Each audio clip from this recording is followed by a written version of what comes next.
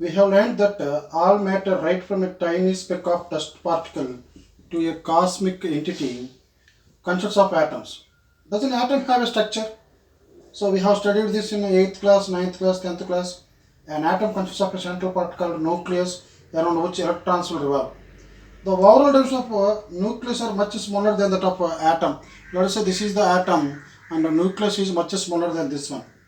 And experiments on the scattering of alpha particles demonstrate that the radius of a nucleus was much smaller than the radius of the atom. So, and it is found that the radius of the atom is nearly 10 power 4 times of radius of nucleus. This means that if you take this volume 4 by 3 pi r cube, and if you take the volume, you can see this is 10 power 3 whole cube. So volume of the atom is 10 power 12 times of volume of nucleus. So all these values were discovered by after finding the nucleus of an atom. But what is this nucleus? During the Newton's time, the atom was seen as a tiny, hard, individual particle which was given by John Dalton atomic model. And this is can be undestructible. So indestructible means we cannot divide this into small parts. This model was good basis for explaining the kinetic theory of gases. So this was used in kinetic theory of gases in first PUC. So in that we have seen that each and every gas molecule consists of a small atom which is indivisible. So kinetic theory of gases, we used this one by Maxwell and some other scientists. But later this model was these experiments revealed that the electronic structure nature of the atom, and Thomson discovered electron in 1906. So this is the discovery of electron by Thomson. So after that, a new model of atom had to be designed by taking this electron, because electron is inside the atom. That means electron is revolving around the nucleus. So once again, the atom is divisible here, but previously during Newton's time it was undivisible, given by John Dalton. So after that, Thomson suggested that a model wherein he visualized the atom as a sphere of positive charge with the negative charges embedded in it, much like the seeds in a watermelon or plums in a pudding. So that we studied as plum pudding model, where electrons are embedded throughout the atom and electrons have negative charge, and the flesh in the watermelon is just like a positive charge here. So this is the J.J. Thomson model. But after that, Rutherford discovered that at the center of the atom there is a much denser material which is having lot of mass as well as it has positive charge. So this was discovered by Rutherford and his assistants. Model which was discovered in 1911. Here, a beam of positively charged alpha particles was projected against a thin metal foil, as shown here. This is the thin metal foil here, which is used as a metal foil here. Most of the alpha particles passed through the foil as if there was empty space. So here, I have not shown all these one, but most of them are passing through the metal foil here. Most of them are passing, just like they are passing through a empty space here.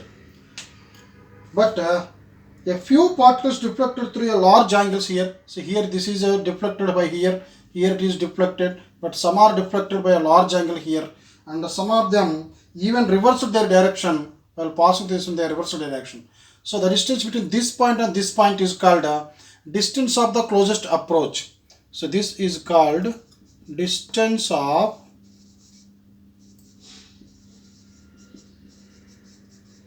closest approach. That means here gold foil has nucleus which is having positive charge, and we are sending alpha particles which are have positive charge. So positive repels. So these two, I am drawing a bigger diagram here. So this is the gold foil, this is the alpha particle which is coming back here. So the distance between this and the center of the nucleus of the gold foil is called distance of closest approach. I will take it as R naught. how to find this R naught? Here alpha particle is coming with some kinetic energy Ke, and when it comes here, as it is going back, and these two, as they have some energy, so the distance of closest approach is, we know that change in Ke is equal to change in Pe here. So from this we can write that, as we are going to find out this one, what is this Ke and what is this Pe? Pe we know that 1 by 4 pi epsilon naught, and here alpha particle has 2 protons, 2 neutrons. Neutrons have no charge, so 2 protons, that I will take as 2e, and this gold foil has Z value, this Z into E. These are the number of protons that are present in the gold foil or nucleus of the gold. Distance between these two is R naught. So this is the potential energy between the alpha particle and the gold nucleus. And this is equal to the kinetic energy of this one. So let me denote this as K. So what is R naught here? R naught is given by 2ze square by 4 pi epsilon naught K, where K is a kinetic energy of alpha particles. So by using this formula we can find out that distance of the closest approach between the gold foil or gold nucleus and the alpha particle, where Z is the atomic number of the gold here, and K is the kinetic energy of this one, and 4 pi epsilon naught value we know E is equal to 1.19 whole square. Now after that, here what we can write, not only this distance of the closest approach,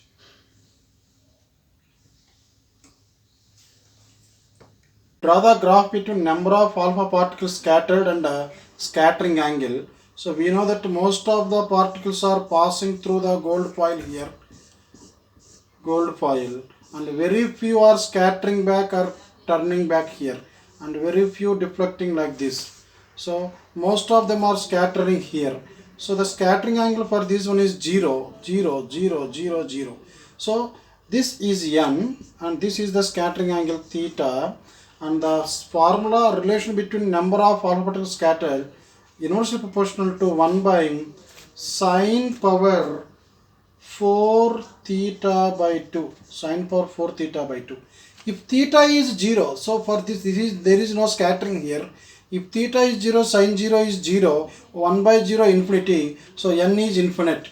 So most of the alpha particle are passing through the nucleus, passing through the atom. So from this we can say most of the atom is empty, but very few are scattering by an angle 180 degrees. If you substitute theta 180, 180 by 2 90, sine 90 is 1 whole power for 1. So n is nearly 1. That means very 1 or 2 are coming back.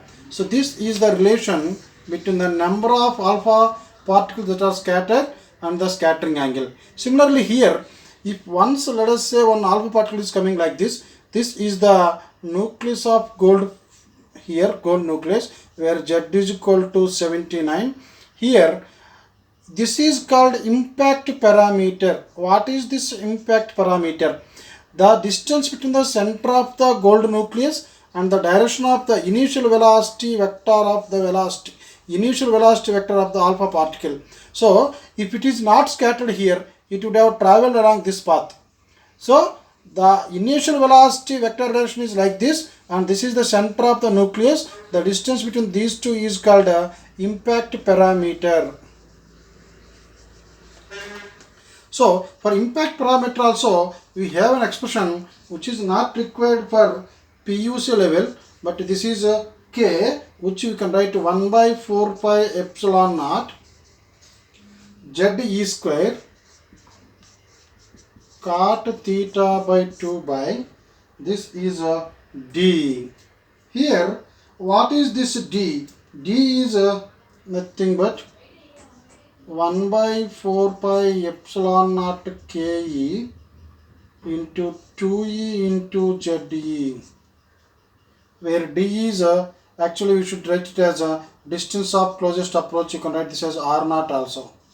So where theta is the scattered angle, this is the distance of the closest approach. So from this you can find out the impact parameter. Just you remember the relation between number of the alpha particles scattered and angle, shatter angle relation, and other one impact parameter directly proportional to cot theta by 2 and inversely proportional to distance of the closest approach. In 1906, actually this is the beginning of the nuclear physics. Henry Beckley discovered radioactivity in uranium. So this is an accidental discovery. So when we discover this radioactivity, the phenomena of radioactivity refers to a particular type of invisible radiation emerging from certain substances.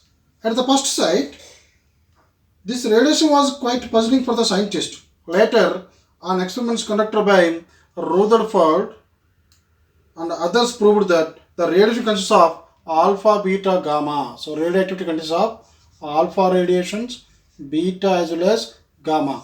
First, these invisible radiations was a big question for most of the scientists. But Rutherford proved this.